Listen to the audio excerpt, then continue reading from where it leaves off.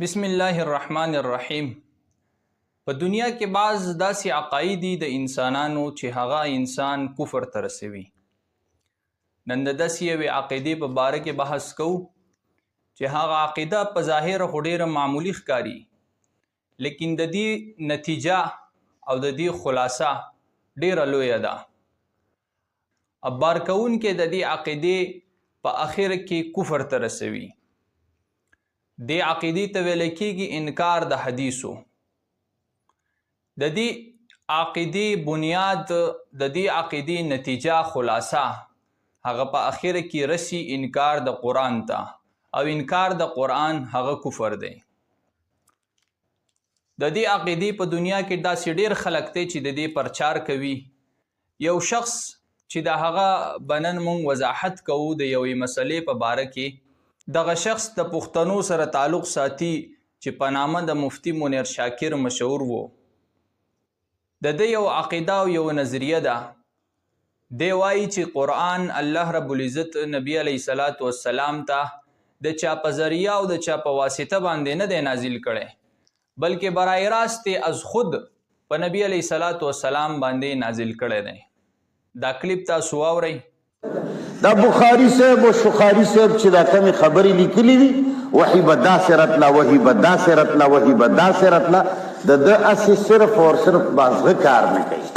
وحی هر هغه علم دی چې هغه الله تعالی د برنه انبیاء کرامو ته الفاظو سره برای راست ورکوي. ډایرکټ مینس کې بله واسطه ډایرکټ ورکوي. اصل کې د په دې ویډیو کې د هغې خبرې انکار کوي کوم چې په احادیثو کې ذکر راغلی دي. د جبرئیل امین علیه السلام هغه کیفیت کوم چې به نبی علیه السلام ته کېدو او وحی او قرآن به پې نازلوو، نو دی د هغه کیفیت نه انکار کوي. او انکار ولې کوي چې دی وایي دا په بخاري او مسلم کې ذکر شوي دي، نو لحاظه زه ځکه نه منم. بخاري او مسلم د عامو خلکو لیکلي دي. په دې به بیا په بله ویډیو کې بحث کوو چې دی د بخاري او د مسلم په راویانو باندې دی کم اعتراضات کوي او د هغې جوابات په مونږه انشاءالله په بله یو ویډیو کې کوو. په دې کې مختصره خبره دا ده چې د کله د دې حدیثونو نه انکار وکړو، نو دی د قرآن د یو آیت نه منکر هم شو. هغه قرآن یو آیت دا دی، سورة شورا آیت نمبر 51. اللہ رب العزت فرمائی وَمَا كَانَ لِبَشَرٍ أَن يُكَلِّمَهُ اللَّهُ إِلَّا وَحْيًا أَوْ مِنْ وَرَاءِ حِجَابٍ أَوْ يُرْسِلَ رَسُولًا فَيُوحَى بِإِذْنِهِ مَا يَشَاءُ إِنَّهُ عَلِيٌّ حَكِيمٌ. اللہ رب العزت فرمائی چې د یو بشر د پاره، د یو انسان د پاره دا مناسب نه دي چې الله رب العزت ورسره خبرې وکړي، مګر په کومه طریقه باندې ورسره وکړي؟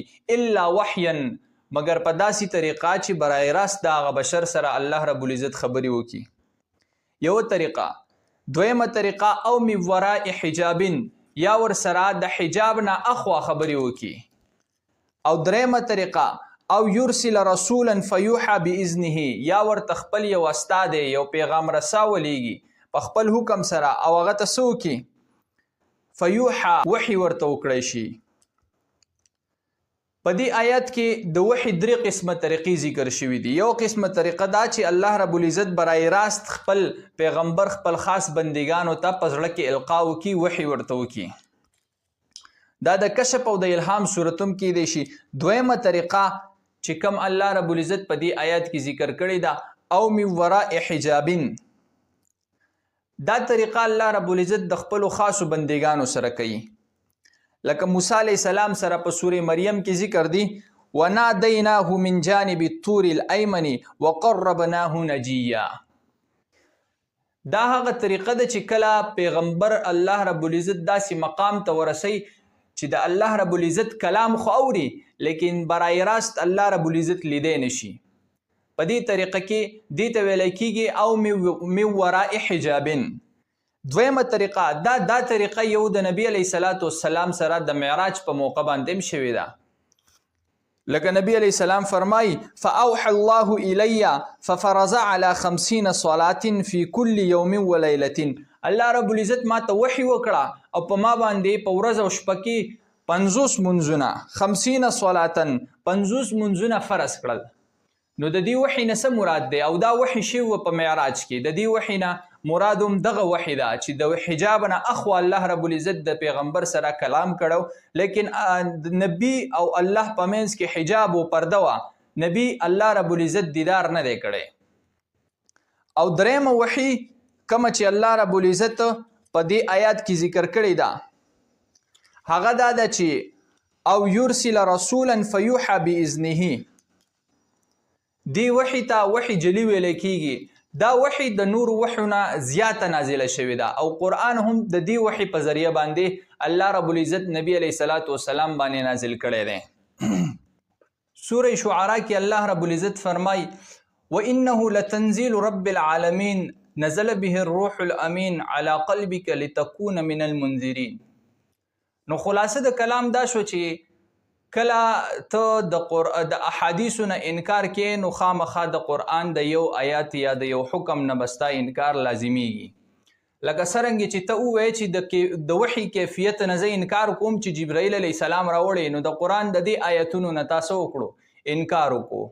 او د قرآن د یو حرف یا د یو آیت نه انکار کوونکې هغه عقیده لرونکې دا عقیده د کفر ده، دا انسان مرتکب د کفر دی. نو لہذا د داسې قسمه عقایدو او نظریاتو نه ځان ساتل پکار دي او د دې وضاحت کول پکار وي، د دې تحقیق کول پکار وي. الله رب العزت ته مونږ له په قرآن او په احادیثو دواړو باندې د عمل کولو توفیق را نصیب کی او زمونږ عقیدې او نظریې الله رب العزت په خپل دین باندې مستقیم او مضبوطی وساتي.